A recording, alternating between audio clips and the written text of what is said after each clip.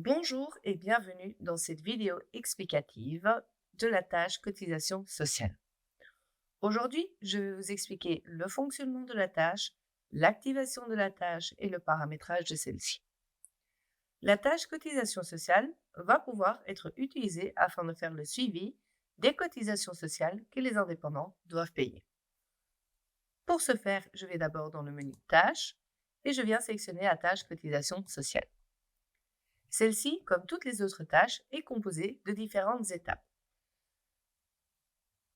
Dans la tâche cotisation sociale, nous avons créé deux parties différentes. Nous avons la première partie qui permet le suivi du calcul des cotisations sociales. Et la deuxième partie permet de faire le suivi de la régularisation des cotisations sociales. Tout d'abord, nous avons la première étape que nous voyons ici, c'est le calcul rémunération. Vous pouvez soit importer un document ou encore venir indiquer manuellement que ça a été fait. Pour mon exemple ici, je vais importer le document, donc j'appuie sur F3 et je viens tout simplement importer le document. Je n'oublie pas de valider le document et je retourne maintenant dans ma tâche cotisation sociale. Vous voyez, automatiquement, le document est venu valider l'étape et nous pouvons passer à la suite. La deuxième étape permet d'indiquer la rémunération annuelle du client. Vous cliquez dessus et vous encodez la rémunération du client.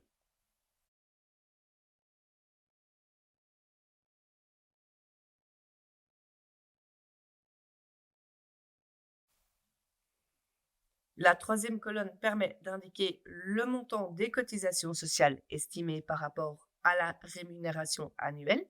Vous indiquez donc ici le montant.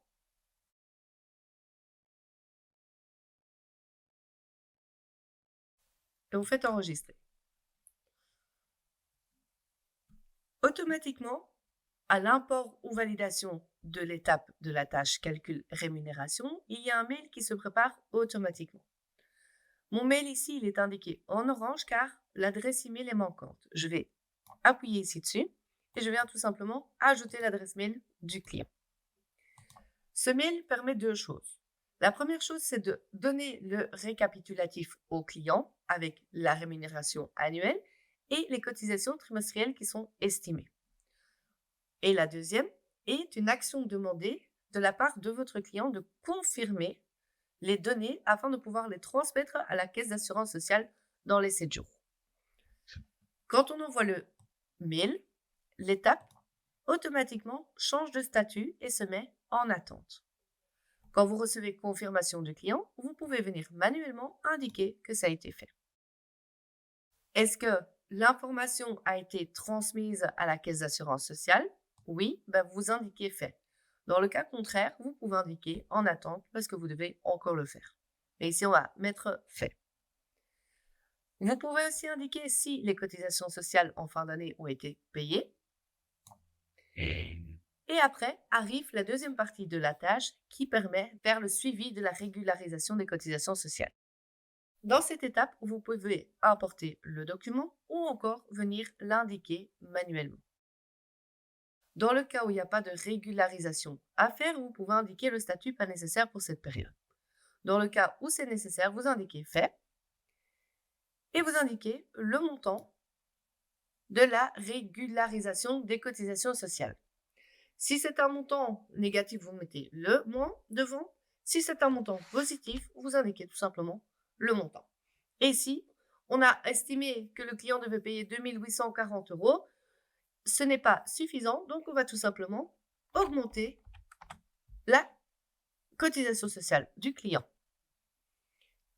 Vous allez pouvoir aussi envoyer un mail afin d'indiquer au client qu'il est nécessaire d'effectuer une régularisation de autant d'euros afin d'éviter une correction ultérieure qui sera faite par la caisse d'assurance sociale.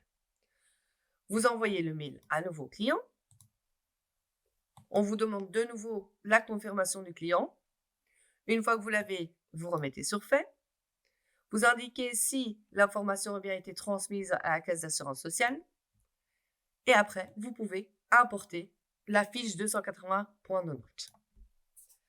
Ceci était donc le fonctionnement de la tâche. Mais comment est-ce qu'on va pouvoir activer cette tâche? On va pouvoir le faire depuis la vue, voir tous les clients.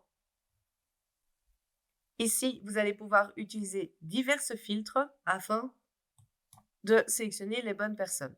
Et on parle principalement des indépendants. Vous mettez donc votre filtre indépendant. Vous pouvez faire tout sélectionner, éditer, et vous allez sur le menu tâches et vous cherchez cotisation sociale qui se trouve ici. Vous sélectionnez et vous pouvez activer. Comme toute tâche, il est important d'indiquer une date de début afin d'éviter que les notifications ou les mails se préparent dans le passé aussi. Nous indiquons donc ici à partir de quand est-ce que la tâche doit être commencée. On va pouvoir indiquer décembre 2025 afin de faire le suivi pour cette année. Nous faisons enregistrer et nous faisons enregistrer. En faisant cette manipulation-là, je vais automatiquement activer la tâche pour les 93 clients sélectionnés. Vous avez bien évidemment aussi la possibilité d'activer la tâche un par un en sélectionnant la tâche directement ici dans le suivi des tâches. Vous sélectionnez le client concerné, vous cliquez dessus et vous activez tout simplement la tâche. Attention que c'est le même principe. La tâche doit être effectuée sans limite dans le temps. Vous cliquez dessus et vous indiquez la date à partir de quand cette tâche doit être activée. Je vais vous montrer le paramétrage de la tâche maintenant, car en standard, nous avons mis 4 étapes supplémentaires qui sont désactivées. Nous sélectionnons donc cotisation sociale et il s'agit des 4 étapes ici. Ces étapes vous permettent pour des indépendants de vérifier par trimestre si les cotisations sociales sont toujours bonnes ou pas. Vous les activez tout simplement.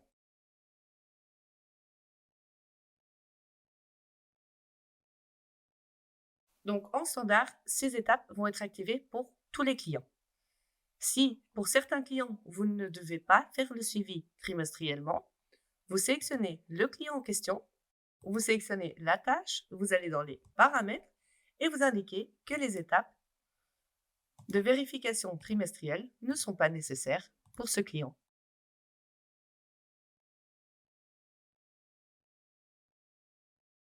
Afin que FeedManager puisse garder l'information en mémoire pour les tâches dans le futur.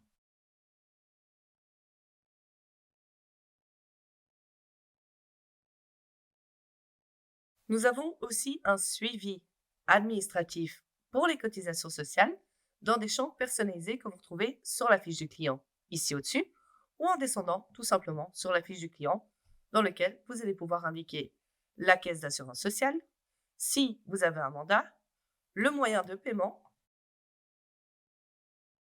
ou encore le statut de la personne. Vous pouvez bien évidemment faire ce suivi de manière globale pour tous les clients depuis le menu tâches. Sur la partie de droite, vous avez cotisation sociale ici. Et là, vous retrouvez tous vos clients pour lesquels vous pourriez faire le suivi des cotisations sociales.